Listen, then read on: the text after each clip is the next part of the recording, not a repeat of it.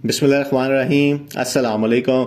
ये जो आज की वीडियो में हम ये देखेंगे कि ये जो कंपनी की तरफ से इन्वेस्टर्स को पैगाम दिया जा रहा है B for you all Pakistan project की तरफ से कि किस तरीके से आपको आपके पैसे वापस मिलेंगे, क्या वो उनकी पहले की गई बातों से यू टर्न है या नहीं है। तो मार्च का महीना इन कंपनियों के लिए अच्छा जा रहा है, जिसकी मैनेजमेंट को गवर्नमेंट के अदारे नैब ने जेल भिजवा दिया था। सबसे पहले ऑल पाकिस्तान प्रोजेक्ट के आदम अमीन की बेल हुई, फिर उनके को फाउंडर भी रहा हो गए। कल सोहेल नामी लड़का जिसका ताल्लुक बी फॉर यू से है, उसकी भी बेल हो गई। सीईओ साहब की बेल में कुछ डिले आ गया है, लेकिन कंपनी का कहना है कि वो भी जल्द बाहर आ जाएंगे, क्योंकि ऑल पाकिस्तान प्रोजेक्ट और बी फॉर यू एक जैसी कंपनी है। उनमें अब दोस्ती भी हो गई है और जो लीडर्स हैं वो एक दूसरे को मुबारकबाद भी दे रहे हैं कि उनके जो लीडर हैं, उनके जो ओनर्स हैं वो रहा हो रहे हैं।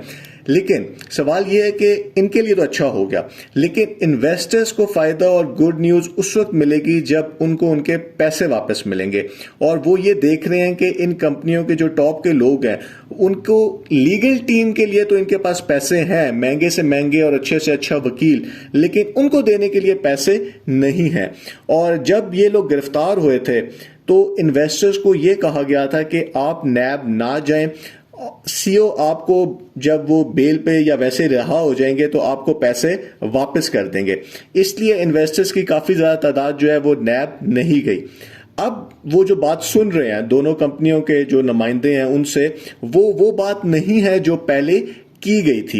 ऐसा लग रहा है कि यू टर्न लिया जा रहा है। अगर हम यू टर्न की बात करें तो दोनों कंपनियां पहले भी यू टर्न ले चुकी हुई हैं। ऑल पाकिस्तान प्रोजेक्ट ने भी विड्रॉ देना बंद कर दिया था, वेबसाइट अपनी बंद कर दी थी। इन्वेस्टर्स को वो ठीक बात नहीं बता रहे थे जब इनके अकाउंट्स फ्रीज हुए थे और आदम अमीन साहब जो है वो गिरफ्तार होने वाले थे।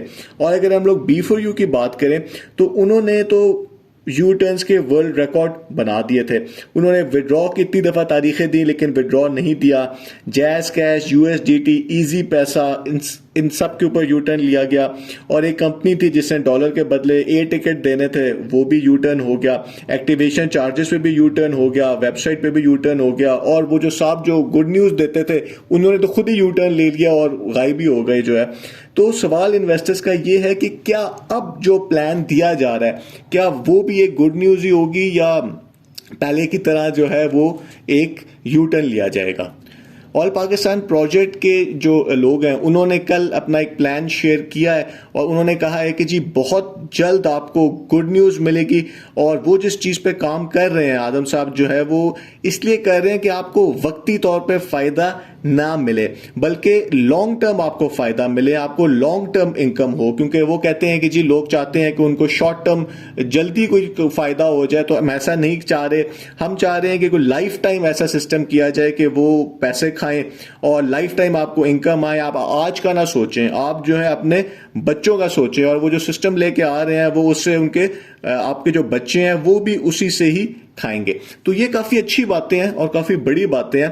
तो इन्वेस्टर्स को तो उनके सिर्फ पैसे वापस चाहिए थे जो कि उनको कहा गया था कि आपको मिल जाएंगे।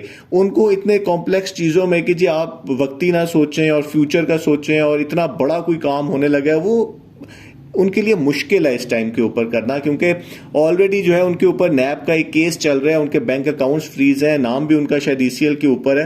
तो वो कैसे इतना बड़ा कुछ सिस्टम कर सकते हैं। और अगर वो एक ऐसा काम करते हैं जो कि वो पहले कर रहे थे तो उनकी बेल कैंसिल भी हो सकती है। और सबसे बड़ी बात यह है कि उन्होंने ये बात पहले कंपनी ने नहीं की थी, कि उन्होंने सिर्फ यही कहा था कि जी जब वो रहा हो जाएंगे तो आपको पैसे वापस कर देंगे। अब तो उनको इंतजार करने का कहा जा रहा है। जब तक नैब का फैसला नहीं आता, नैब कोर्ट के केस का, और वो बाइज्जत तौर पे बरी नहीं होते, तो ये इनके लिए सारा कुछ करना बड़ा मुश्किल होगा। और इसके साथ उन्होंने ये भी कहा है कि जी पहले भी जो कर रहे थे वो ठीक ही कर रहे थे, लेकिन उसमें एक इशू था और वो इशू यही था कि वो उनके पास लाइसेंस नहीं था। तो क्या वो अब लाइसेंस लेना चाह रहे हैं? क्योंकि अगर वो लाइसेंस लेते हैं तो उससे तो और ज्यादा टाइम लगेगा। अगर हम लोग बी फॉर यू की बात करें तो यहां भी ऐसे ही हालात हैं। इन्वेस्टर्स को जो कहा गया था अब ऐसा नहीं हो रहा। अब उनको कहा जा रहा है कि जी जब वो सीईओ साहब बाहर आएंगे तो वो उसके बाद जो है अपने अकाउंट्स खुलवाने के लिए एक अलग सा केस करेंगे।